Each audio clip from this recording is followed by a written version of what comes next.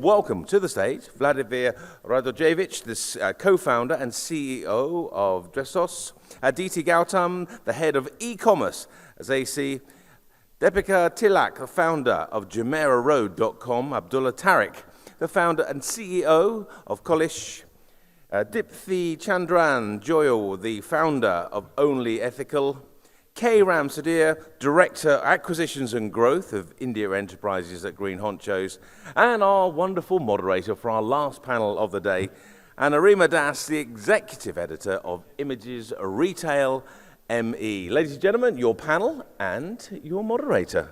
Thanks everyone for staying with us through the day. Last panel, but we can't say we are fashionably late. They pushed us to the last panel and we are fashionable.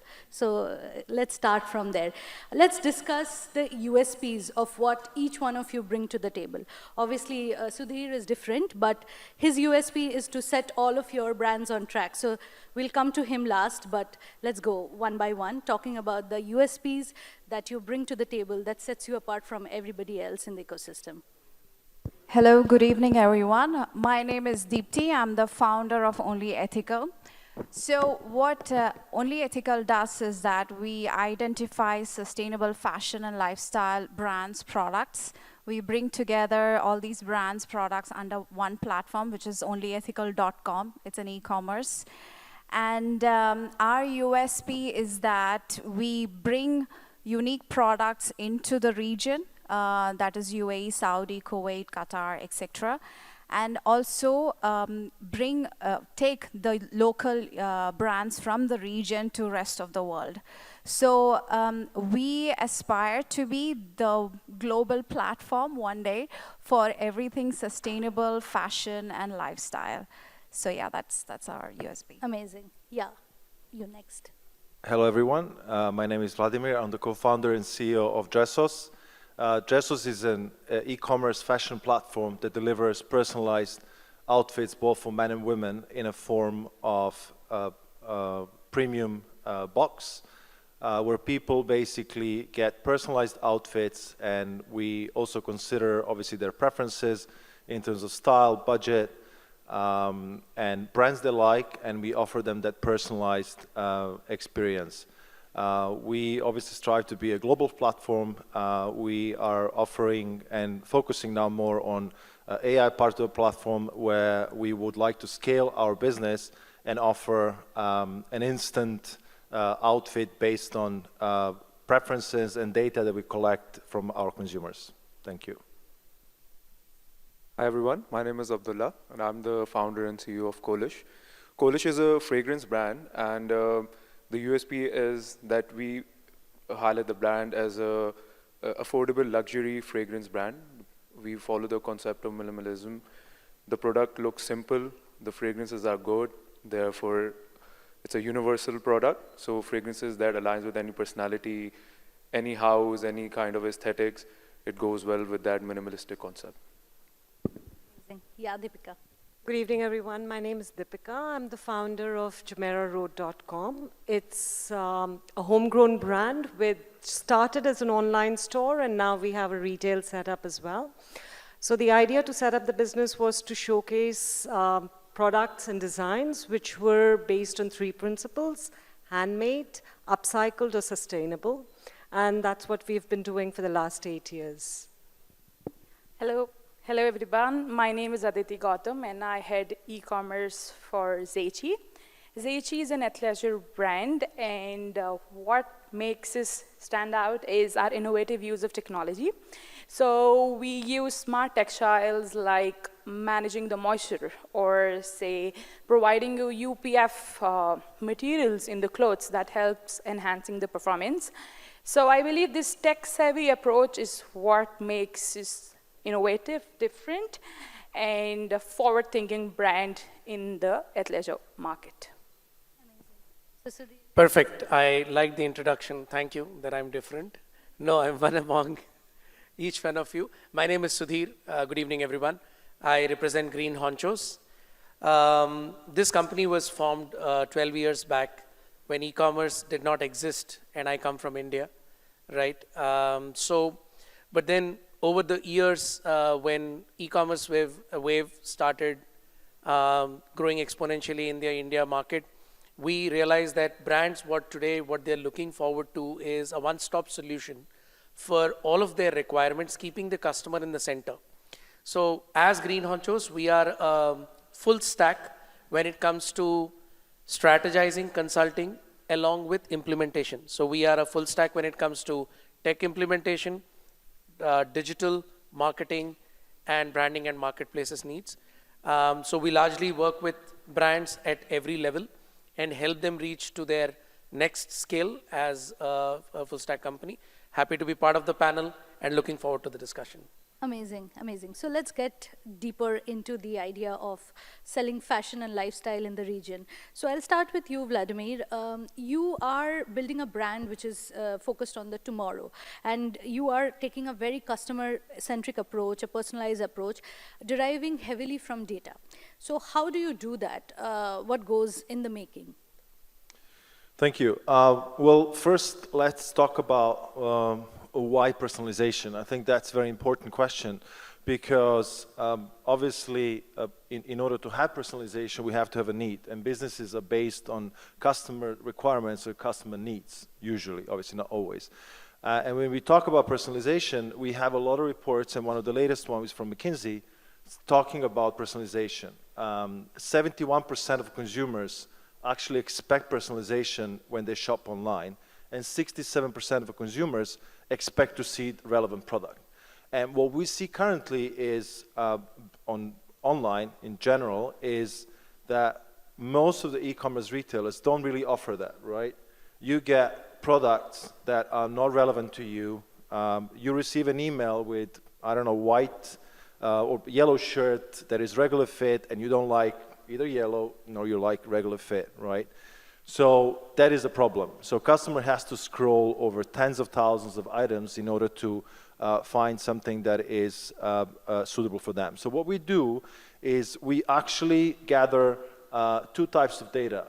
First is zero-party data from our customers in a form of quiz. So we have around 15 to 20 questions for our customers where they tell us about their preferences, so what they like, what they don't like. We pair that with the product data about the size, the color, the price, the brand, and all these things. So we pair this data in order to deliver a personalized outfit experience. So that is really crucial and important for us.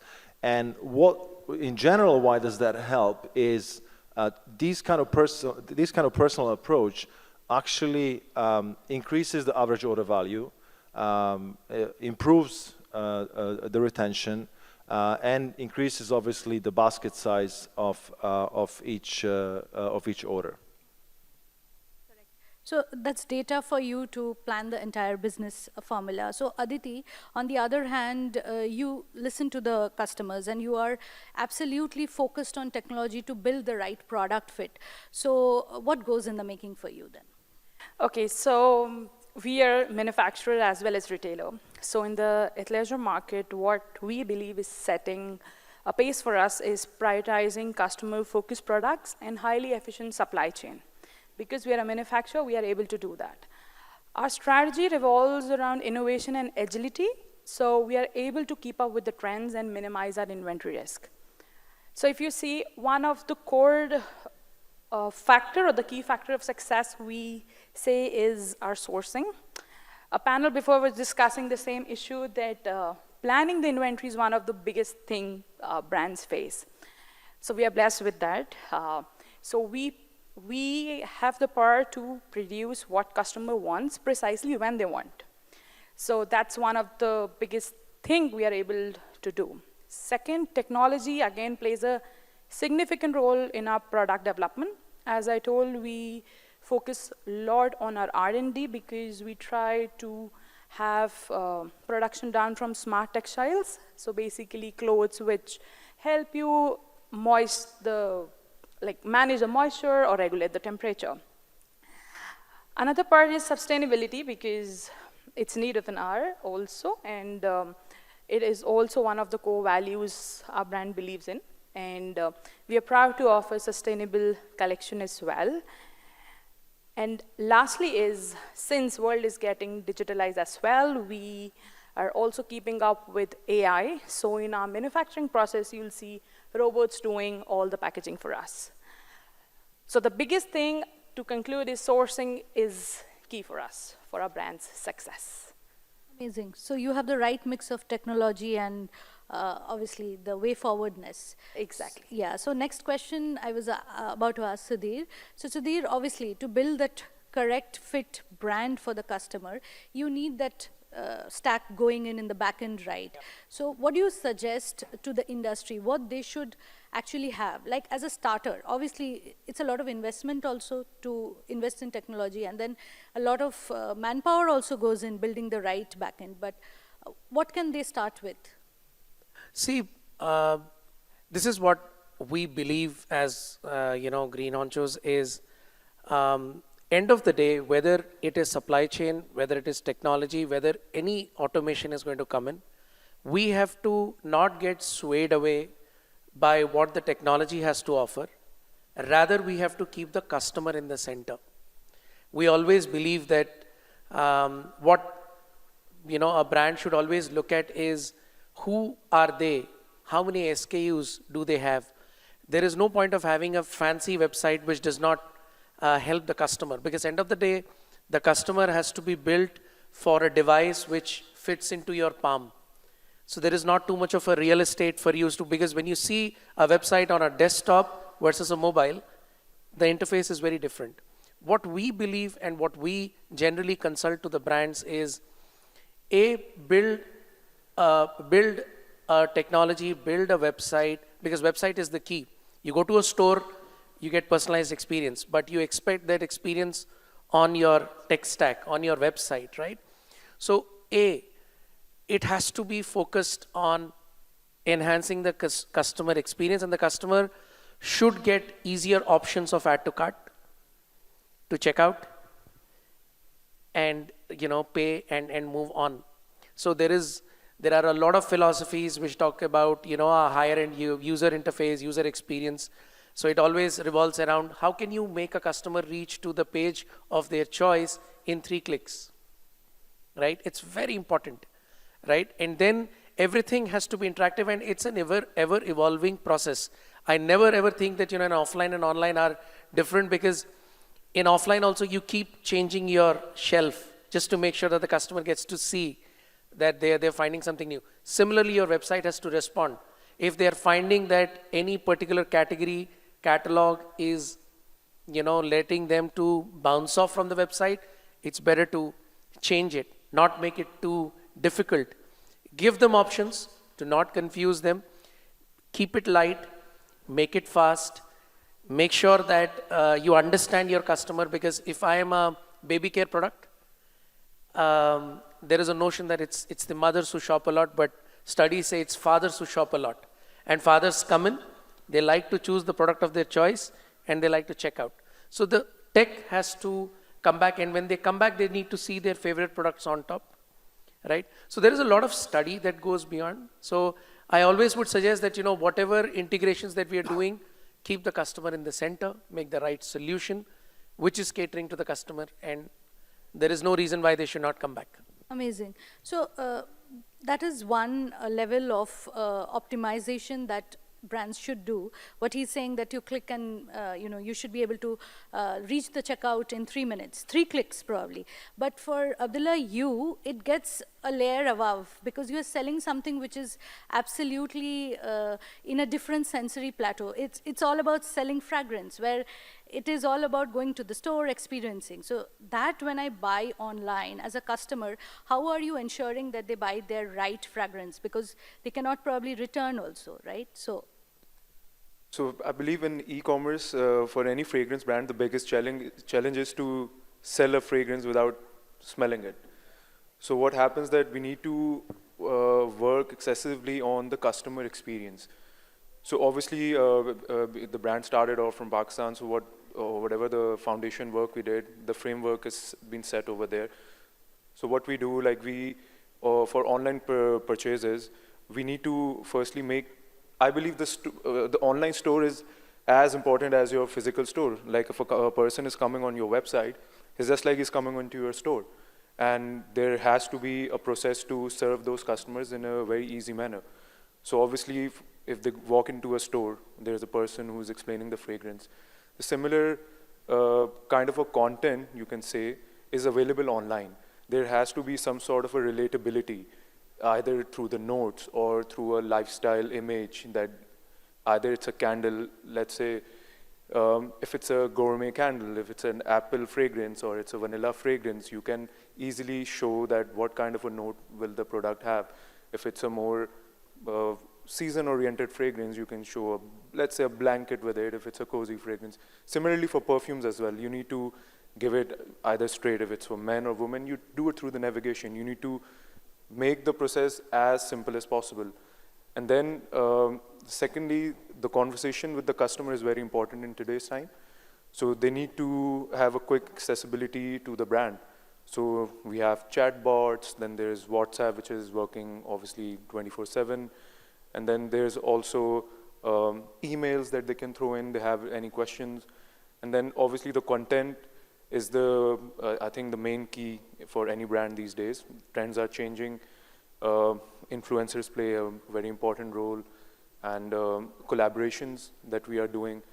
So, all these things, when they work together, it creates a unique customer experience. And word of mouth is very important in this time of the day. And what happens if the customer experience is not good?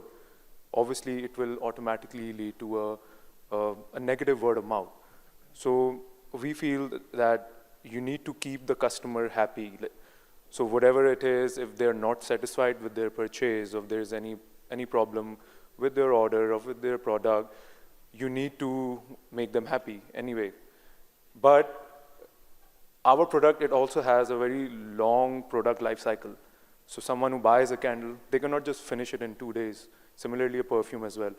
So we need to keep coming up with different products that they can associate that with. For example, if someone is buying a perfume, then they also need to use a lotion sometimes, or they're using a shower gel. So we do complementary products as well. Someone was like, okay, they don't want to buy a perfume right now because they still have it. Maybe they can buy another product, which helps us keep the business going with that particular customer. So I feel like in today's time, our main focus is on customer experience. We need to give a good customer experience to create a positive word of mouth and positive brand image. So it's basically all of you are building on the right story to kind of cater to the customer, keep them loyal to your brand. So in that same vein, I want to ask you, Deepika, so you always handpick your products, and you've been doing it for 7+ years now, and you have a brick and mortar as well. So there is a lot happening there, and you deal with a mixed bag of products. But how do you keep that surprise element going with the customers? Because it's a different challenge when you deal with so many products. All of them have their own product basket, but you have multiple brands to kind of also bring to the front. Very true, Anurima. So basically for a business like us, and I would add the word niche, for a niche business like us, curation is extremely important, right? So you need to so we are a slow fashion. We can't have 100 units of the same thing. And that's where the storytelling, that's where the uniqueness in that product comes in. And we've had a brilliant experience. So while I still always say that we are an online store, retail has taken over because of the touch and feel factor, which has become extremely important for a niche business like us. So the fact that you go scouting around brands which are then tying back to the artisans. So whether it's khadi, and everyone knows what is khadi, it's like a hand-spun cotton, but then within khadi you could have various other embroidery factors, jamdani. So it's all about education. It's all about telling a client or telling a customer who walks in, why is this each product different? And within silk, I mean, it's basically the curation, which I feel, which is very critical to a business like us, and then keeping the customer engaged, right, at the end of the day. Correct, of course. So Deepti, I have a more critical question for you. While they have touched about customer preferences, using data, but I would want to know that customer retention costs are increasing day by day. And there is so many platforms that you now have to market. So the cost just keeps on bundling up. And then you cannot also not do it because acquisition is also very important. So how do you balance as a small business and obviously operating online, how do you balance between this whole strategy of acquisition, how much do I spend, and how much do I spend on retention? So how do you balance both wheels? So just going back to 2019, when I started the business, we had to spend a lot on customer acquisition purely because it was a new concept. We were speaking about sustainable fashion at an e-commerce level. And we were also telling the clients that, see, you order from us, but you have to wait 15, 20 days because it's made only after it is placed. The whole idea behind that is to sort of control the waste that happens in the fashion industry. So back in 2019, I used to spend a lot on customer acquisition. And even today, we spend a lot, but somehow, because we have already acquired those quality customers from the beginning, and we have done that hard work of explaining and educating them what the product is about, what the process is about, and why we are doing this, and why the price point is X, because we are competing against the likes of Zara and H&M. And so we've already done a lot of work in explaining this to the customers. People understand, and they understand the quality of the product when they receive it. And I also believe that we have been able to give a certain level of customer experience. Like, for example, most of our customers are Arab-speaking audience. We have hence the reason why we have someone who's in-house doing Arabic customer service.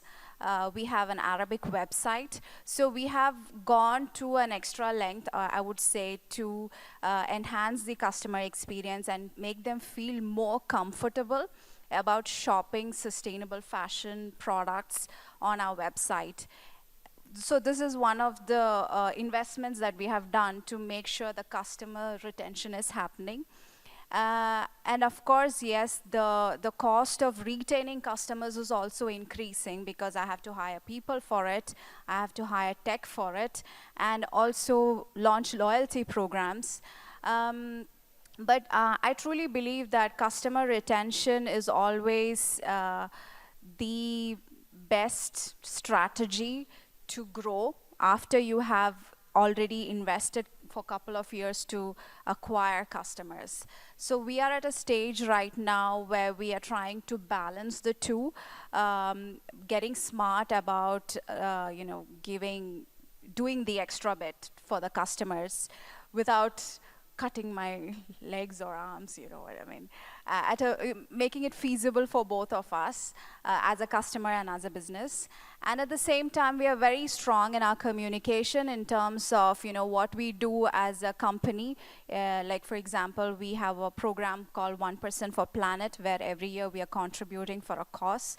1% of our revenue for a cause goes for a cause. Then we also do carbon offset. So basically, when you place an order on our website, we offset the carbon footprints that is generated from the supply chain of the product.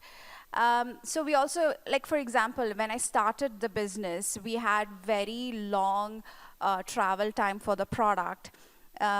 I mean, there were multiple legs of transportation, which was generating a lot of carbon footprints. And today we have invested in certain, I would say, a supply chain method where we've been able to cut the carbon footprints by at least 70%. So we've consciously made these changes, and we communicate this to the customers so they understand the value of shopping for the product with us. And yeah, so I think for me, the real balance this year is to find the balance between retaining customers and customer acquisition. And after 5 years, now that we see that customers are coming back and shopping more, we are investing more on retaining these customers in terms of improving their customer experience itself. Yeah. Correct. Absolutely. So we are talking a lot about customers. So what I would now want to ask from you guys is that the customer preferences is ever evolving. How much ever you give them, there are a lot more that comes on your agenda actually. So I'll start with Sudhir. So, and tech is also something which people can't constantly invest in, but the customer preferences are evolving. And in this world, how do you balance? What do you do to kind of always stay that trendy brand, So I'll probably break this down into two parts just to keep it precise. See, as I said, these days the technology solutions have evolved. The tech stacks are efficient. They are all pre-integrated. So, if you have chosen the right tech stack and you have understood the customer, if you like to keep it relevant and keep it simple for the customer, because if, for example, athleisure brand, they know that, my target segment is not probably 70-year-olds. They are falling in a certain age range. So what is common among all of us is our content dissemination strategy, and identifying who's our customer and keeping, because if I were a fragrance brand, again, I would agree with, Tariq said, which is, it's about the experience. So how well does the perfume look like? How well it is projected, correct? Or when I talk about bespoke clothing, how am I able to communicate the relevance of a bespoke clothing, or for that matter, sustainability, correct? Is all going to be the key, because tech is just an enabler. On the tech, it's how we are communicating, how we are messaging, how we are kind of constantly evolving, because while the customer is constantly evolving, the business also has to constantly respond to the ever-evolving needs. And for that, what it needs is understanding the user behavior and engaging with the user behavior much better. Eventually this may look like a black box, but if we understand the customer very well, and if we are able to respond, then I think things look much easier. Whoever wants to take up the same question. Okay, so how we deal with preferences is, again, we also divide we segment the approach. Very key thing of focus we do is customer satisfaction and hear out our customers. So voice of customer plays a very big role in our brand. And so to give you an example, we have features like Notify Me on the website. That helps us to understand what people are really liking out. So Notify Me will be activated if the product is out of stock. So we know if people are subscribing for that, that is their preference. That is the next trend they're looking out for.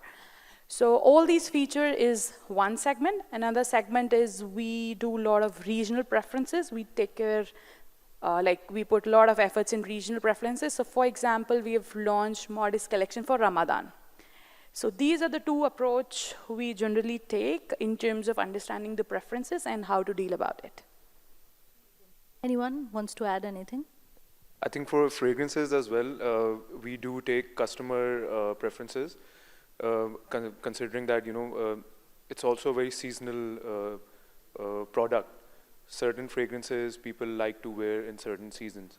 So a lot of our launches are also planned around that time. Like if you want to work on, let's say this last year, the Pantone released a color peach fuzz, which was obviously all the fashion brands will take up on that color and then they'll make their collection. Similarly for fragrances, the same thing, that similar trends that follow in fashion, they also come into lifestyle as well. Packaging is being made around the similar colors because it catches the attention of the customer. So I think in fragrance industry as well, preferences are very key because it helps us with the launches and packaging and giving out the right product at the right time. I think it's already time's up, but I'll quickly wrap up. So all of you just go one by one, saying one trend that you want the industry to notice in the coming months in just about a few words to one sentence. One trend. Start from here. Oh, I think AI, because that's the key thing. But I'll leave you guys to say. Yeah. Yeah. Dipti. Yeah. That, okay. One trend. So I'll answer that by sharing an experience. Few words to one sentence. Oh, okay, that's a challenge. That's like a rapid fire. Okay. I think the Saudi market. This is not going to be one sentence, but I'll shorten it. So the Saudi market is one of our biggest markets since we launched.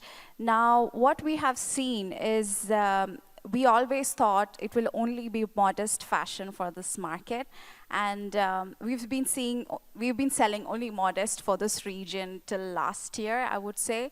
But since the country has opened much more this year, we see that they are looking into more modern designs, and the flair of fashion has changed a lot in the market.